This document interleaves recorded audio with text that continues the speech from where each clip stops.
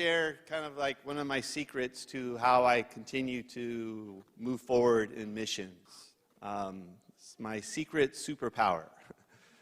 Talk about who am I. So to get you to thinking, who am I? I travel all over the world and I'm always drunk. Who am I? Water. Thank you, thank you. The groan for me as a dad is just as good as the laugh, so I appreciate the groans out there. Okay, who am I? When my neighbor makes a mistake, I get rid of them. Who am I? An eraser. Very good. But this is actually a question I ask myself a lot. Who am I? I've been in missions now probably about 30 years, and I find myself in a lot of different situations. And even this, being called to share the message and getting up in front of people, I'm just an ordinary person. And people come and to listen and to hear, and I feel this responsibility. And a lot of times I just ask God, it's like, who am I? It's a big question that I have. I don't know if you've asked that question yourself, but this is what I feel like a lot of times when I get in this situation of, and I have a picture to illustrate, picture of myself. I think I was probably about 10 years old here. But this is kind of like what I picture or feel like inside myself when I get in front of some situations.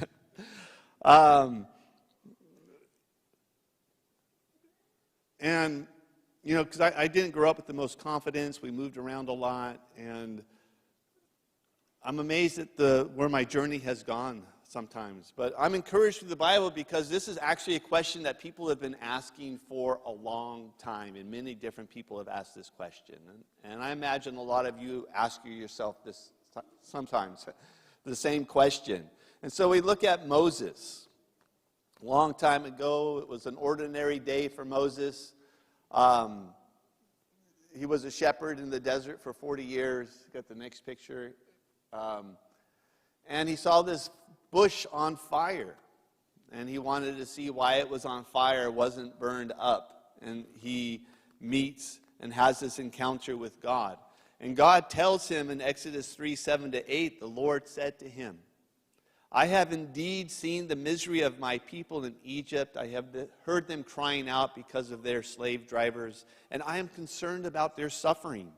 So I have come down to rescue them from the hand of the Egyptians and to bring them up out of that land into a good and spacious land, a land flowing with milk and honey. And I imagine Moses is so excited here because he had a heart. This was his people in slavery, and God saying, I'm coming to deliver them. I'm coming down to set them free. And then God says to Moses, so go now. I'm sending you to Pharaoh to bring my people, the Israelites, out of Egypt. His day just took a very unexpected turn. He's like, I just wanted to see the bush. And now God is sending him to Egypt. And his response is, but Moses said to God, who am I that I should go to Pharaoh and bring the Israelites out of Egypt? And I don't know if Pharaoh felt kind of like that. It's like thinking about going before this tyrant, before this superpower, before Pharaoh and saying, I have a message for you. God says, let my people go. And so Moses, this is his resume. And so when Moses asked God this question, who am I? He doesn't pull out his resume. Say, okay, Moses, let's see. You were born into slavery. You were left to float on the Nile River. You were adopted by a princess. Oh, I see you're wanted for murder. You're a fugitive on the run from Egypt. You've been hiding in the desert for 40 years as a shepherd. That's who you are. God doesn't do any of that. He doesn't pull out his resume or his past or anything like that. He actually says, I will be with you. And that's the superpower. And, Popeye used to take the can of spinach. Bam. That's for the older, my kids. I don't know if they know Popeye. the Hulk, just make him a little angry. And that's his superpower. But God, he says, I will be with you. And this is what I hear all the time personally myself too. I find myself in this situation when I go to prayer. It's like, God, who am I? What am I doing here? And I hear this all the time. He says, I will be with you. And this is what he says to Moses. And it wasn't easy. He went before Pharaoh. He said, let my people go. His people didn't want to listen to him. It got harder on them before it got better. And even the whole journey of leading these people, it wasn't easy, but he had this constant presence of God. And we see in the story that Moses was always going before God. And even this time when Israel sinned, God was about to take his presence from him. He says, okay, I'm not going to go with you. I might destroy the people because of their sin. And Moses says, unless you go, I don't want to go. We won't be different unless you go with me. So Moses was hungry for this superpower, for the presence of God. And so your history does not determine your destiny when you say yes to God. So Moses' history, his past, his hiding in the desert for 40 years, it did not determine his destiny. God had greater things for him. And even in this situation, at 80 years old, Moses is like, who am I? And what was the response?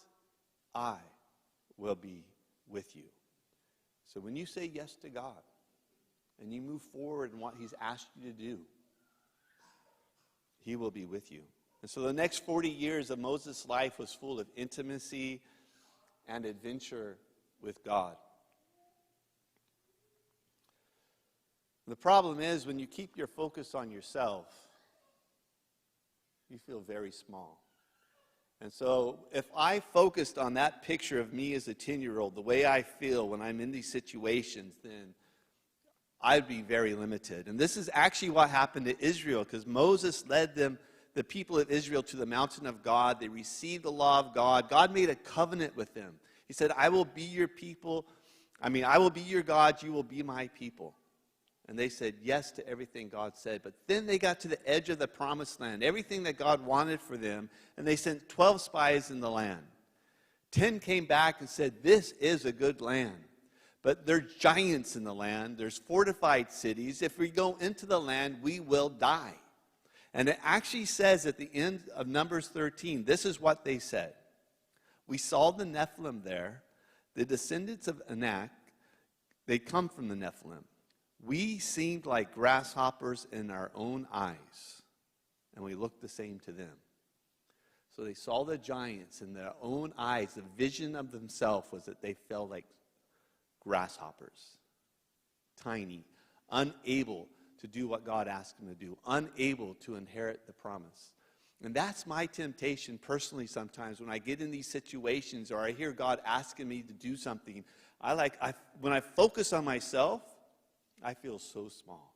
And that's why, God, who am I? And then I hear him say, I will be with you. And for 54 years now, of course, I probably didn't do it when I was a baby, but maybe I'm getting too literal here. 54 years, we'll stay with that.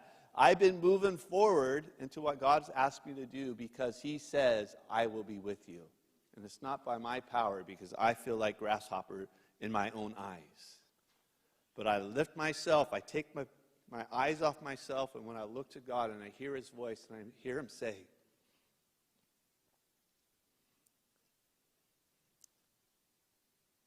I will be with you. Gives me real courage. Gives me real strength. Gives me real confidence to do what God asked me to do. And so the Joshua and Caleb and Moses, they try to encourage the people. Say, don't rebel against the Lord. Don't be afraid of the people of the land because we will devour them. Their protection is God, but the Lord is with us. Do not be afraid. But that generation, they wanted to stone Moses. And they wanted to go back to Egypt. And they said it would be better for us to die in the wilderness than to go in to inherit the land that God promised to us. And so God gave them exactly what they asked for. And that's why they wandered in the wilderness for 40 years, because that's what they preferred.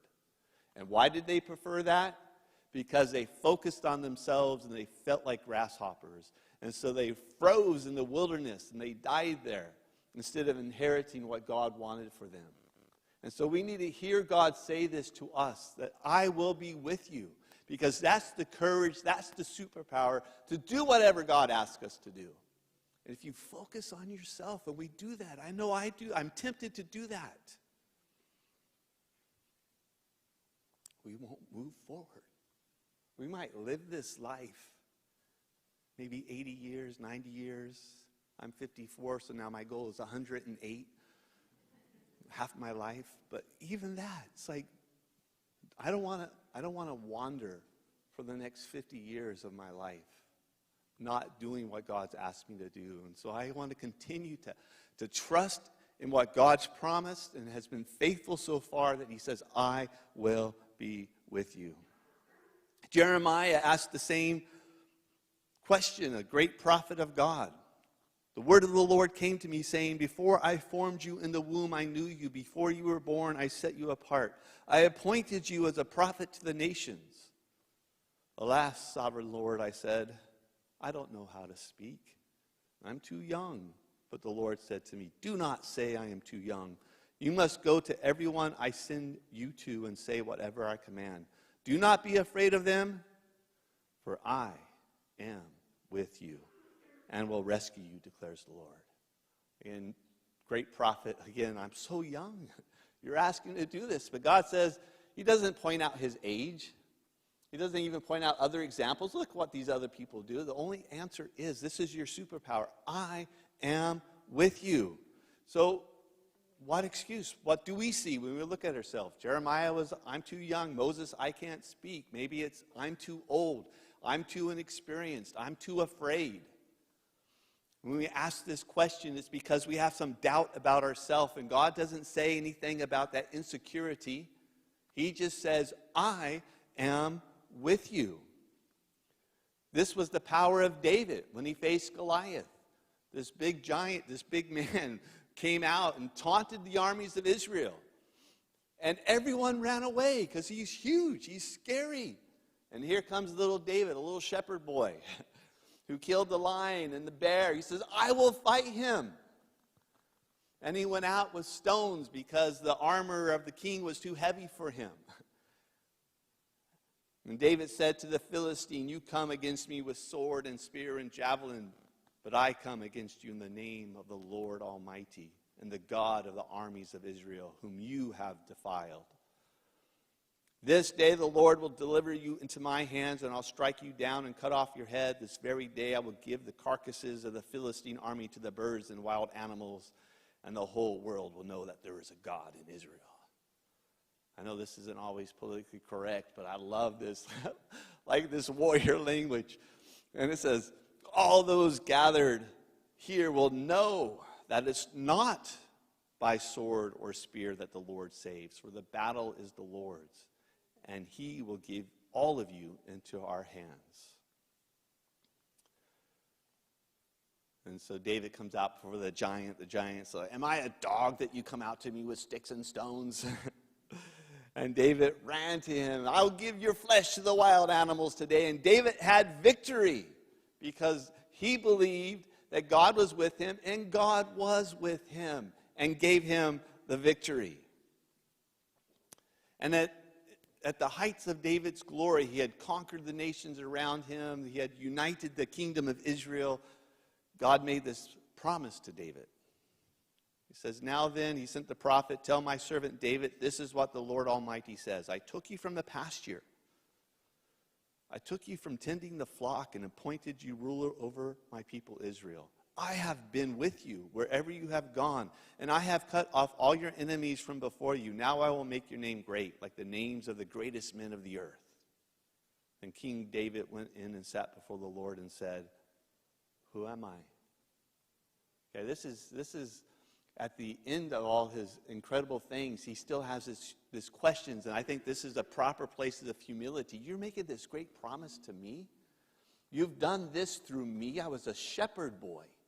He probably never imagined the direction of his life to be king over Israel, and God makes another promise to him. He's like, who am I that you would promise me these great things? And what is my family that you have brought me thus far? And as if this were not enough in your sight, sovereign Lord, you have also spoken about the future of the house of your servant. And this decree, sovereign Lord, is for a mere human.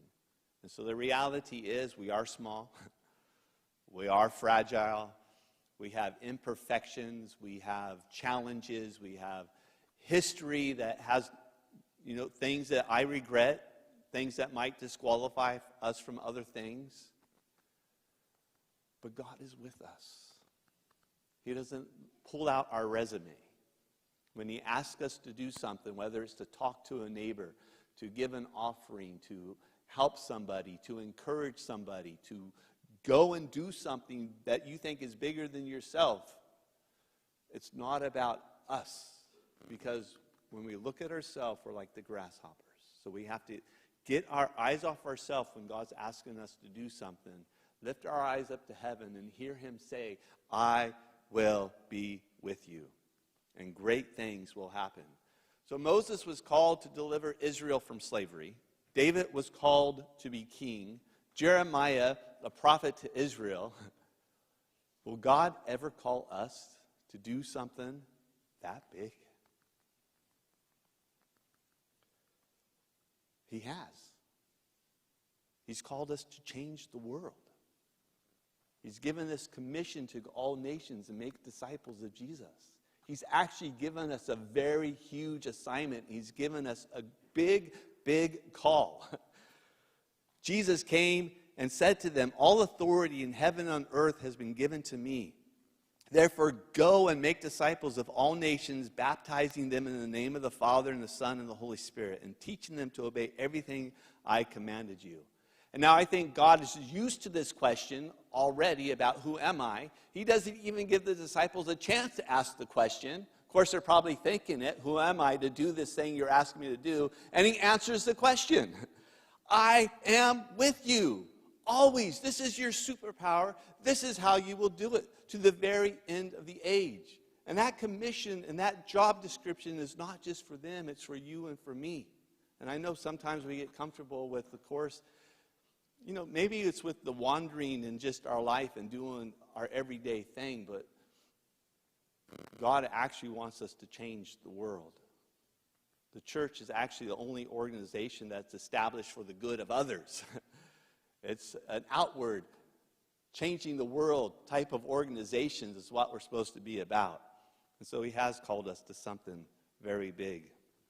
But we're not going to do it by looking at ourselves. We're only going to be doing it by looking to God and believing that he's with us and moving forward. The world is a broken place, and the nations are crying out for people to say yes to the commission of God, to set the captives free and declare the good news that Jesus is King. Martin Luther King Jr. says an individual has not started living until he can rise above the narrow confines of his individualistic concern to the broader concerns of all humanity. And so Jesus wants us to look outward. He wants it to be about the business of helping others, but we're so distracted sometimes by looking at ourselves. And so the early church, they listened to Jesus. The Holy Spirit fell on the day of Pentecost. There was miracles. There was the gift of tongues. There was preaching of the gospel, people getting saved. And the disciples, they were being arrested. They were being beaten. And there was one time when they arrested the disciples by the Jewish leaders. And I guess the Jewish leaders were used to people being afraid to them. They would pull in these normal, ordinary Jewish people, and they're probably dressed in their nice clothes and using high speech and telling them, and they're shaking in fear. But the disciples were talking back and arguing. And in Acts 4:13 it says, when they saw the courage of Peter and John and realized that they were unschooled, ordinary men. We're ordinary people. They were astonished. How can these people, these ordinary fisher people, uneducated, have so much courage? And they took note that the men had been with Jesus. God's the extra in our ordinary. He makes us extraordinary. He gives us courage. He gives us the strength and the insight and the wisdom, whatever we need at the moment. And he did that for the disciples. It is ordinary people who say yes to God that change the world. So in your sigh, I don't know if you guys sigh, but when I ask this question, I sigh a lot. And actually my wife all the time, she's like, "You're sighing again." It's like, oh, who am I? May you hear God say, "I will be with you." Then get back to saying yes to all that God has called you to do. Okay, so maybe we can practice. So maybe you guys say, "Who am I?" I am with you. Not me, Tim. God's saying, "I will be with you." That's the question. So stop looking at yourself. If that's holding you back from what God's calling you to do, if that's holding you back from being obedient to the Great Commission, it held Israel back. Looking at ourselves. We have to stop doing that. Because God's not looking at you and, "Oh, I can't use you." He's calling us to do something great. And he gives us this promise, "I will be with you." And he's the most powerful, the most amazing being in the universe. He's able to do incredible things through us. And he wants to, and the world needs the church to move forward in power and victory, knowing that God is with us.